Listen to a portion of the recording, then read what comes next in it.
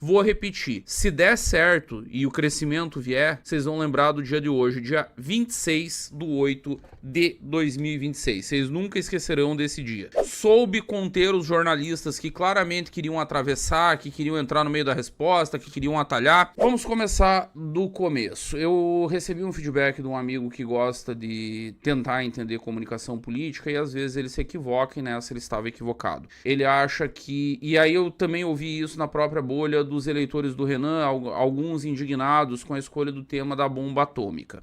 Ah, porque é uma pauta de maluco. Bom, deixa eu contar um segredo pra vocês. Essa pauta era pauta de maluco com o Dr. Enéas.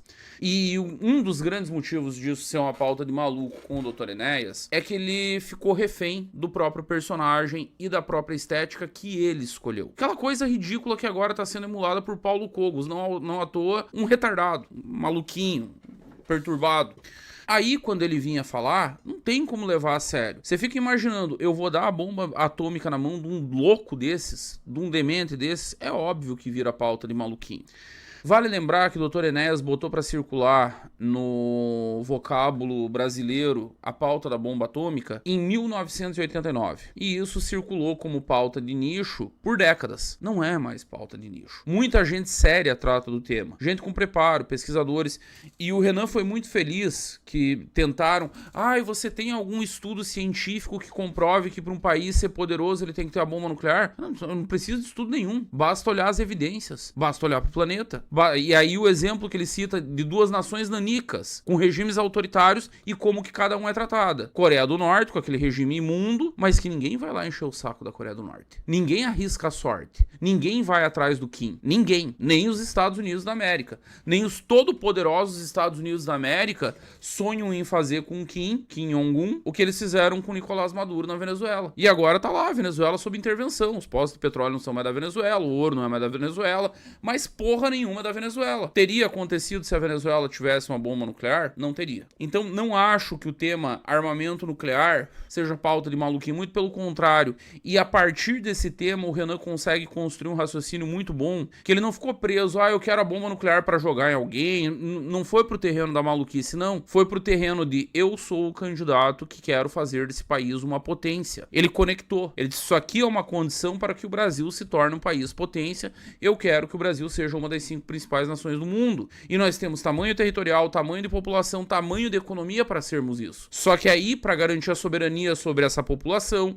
sobre esse território, sobre essa riqueza, você precisa ter meios de se defender. É simples. A Venezuela tinha a maior reserva de petróleo do mundo. Serviu de alguma coisa sem os meios de se defender? Foram lá, buscaram Maduro, interviram no país, acabou, game over, fim, assunto encerrado. Então eu acho que o tema da bomba atômica foi muito bom. Também foi muito bem na resposta sobre Arthur Duval. Disse o que o público quer ouvir e o que precisa ser dito. Foi inconveniente, não é o que as pessoas gostariam de ouvir. Mesmo homens escutam aquilo e não consideram aquilo normal. Não acho aquela atitude legal. Foi preciso. Quando perguntado sobre o Orlando e o negócio de defender que as mulheres não têm...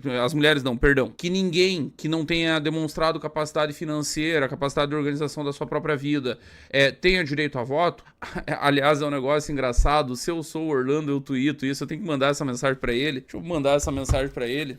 Vocês vão ver eu mandando áudio. Vou mandar um áudio pro Orlando. Só um pouquinho. Se levanta, baiano.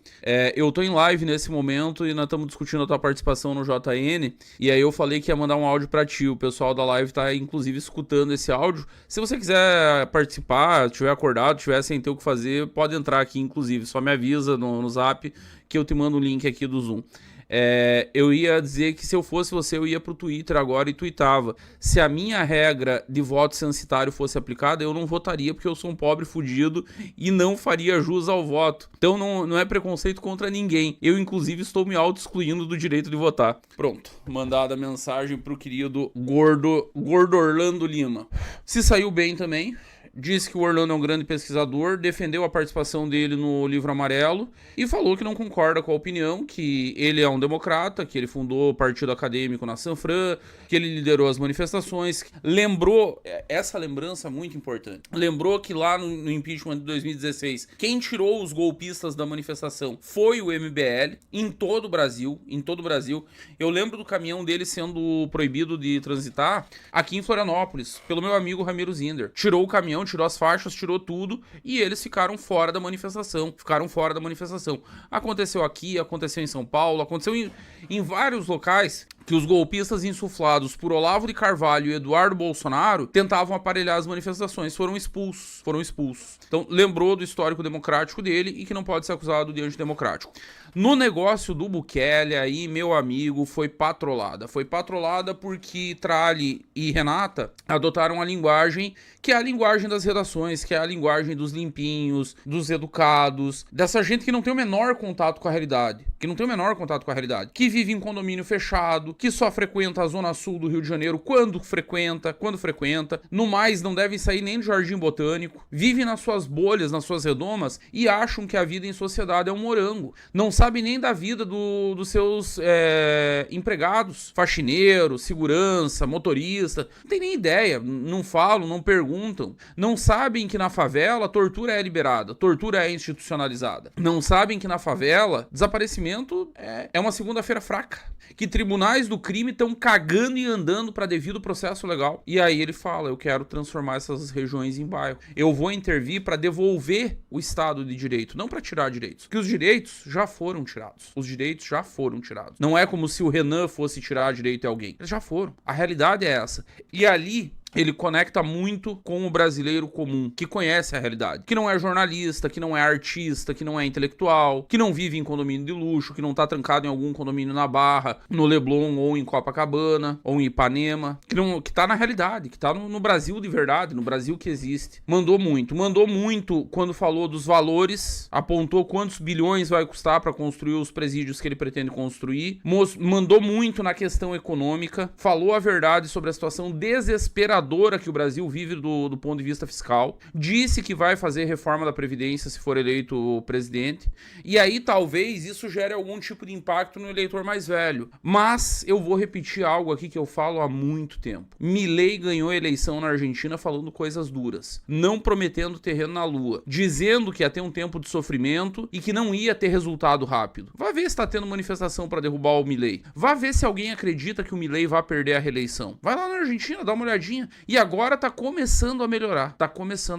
Porque ele não mentiu pra ninguém. Ele não foi um estelionatário eleitoral. Ele não foi pra TV dizer que tava tudo bem, que ia continuar tudo legal e que ele só ia fazer um ajustezinho aqui e outro ali. Não, precisa de reforma da Previdência. Vai precisar tirar direito adquirido. Vai precisar mexer em um monte de coisa. Precisa resolver o problema das filhas vagabundas de milico que casam e fazem de conta que não estão casadas. Vai precisar resolver o problema de pensões altíssimas. Vai precisar resolver o alto funcionalismo público, vai precisar mexer na base, vai precisar parar com o reajuste pelo salário mínimo, pela valorização do salário mínimo. Isso não existe. Como é que eu valorizo um aposentado na exata mesma medida que eu tô valorizando um trabalhador ativo e que está contribuindo para pagar aquele aposentado, que tá pagando a conta?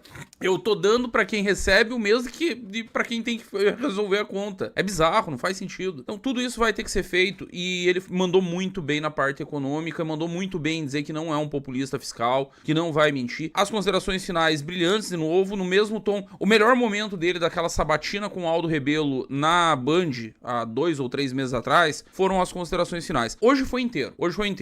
Fica até difícil elogiar as considerações finais, porque a sabatina toda foi muito bem. Soube conter os jornalistas que claramente queriam atravessar, que queriam entrar no meio da resposta, que queriam atalhar.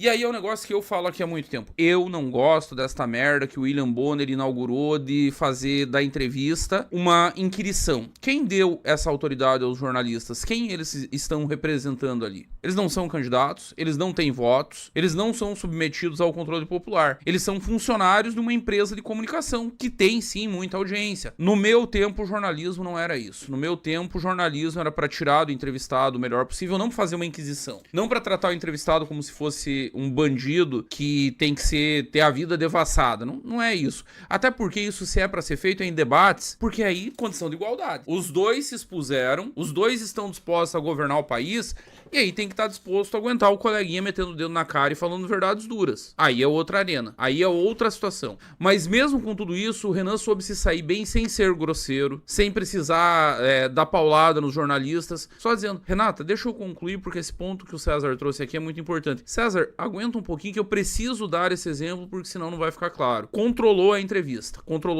botou a bola embaixo do braço, jogou muito. Vou repetir, se der certo e o crescimento vier, vocês vão lembrar do dia de hoje, dia 26/8/2026. Vocês nunca esquecerão desse dia. Vai ser lembrado pra sempre. Foi um verdadeiro espetáculo de Renan Santos. Tivemos antes dele Romeu Zema e Ronaldo Caiado, 2 desastres comunicacionais, e hoje uma goleada. Resta saber se Flávio Bolsonaro e Luiz Inácio Lula da Silva irão. Ainda há essa dúvida.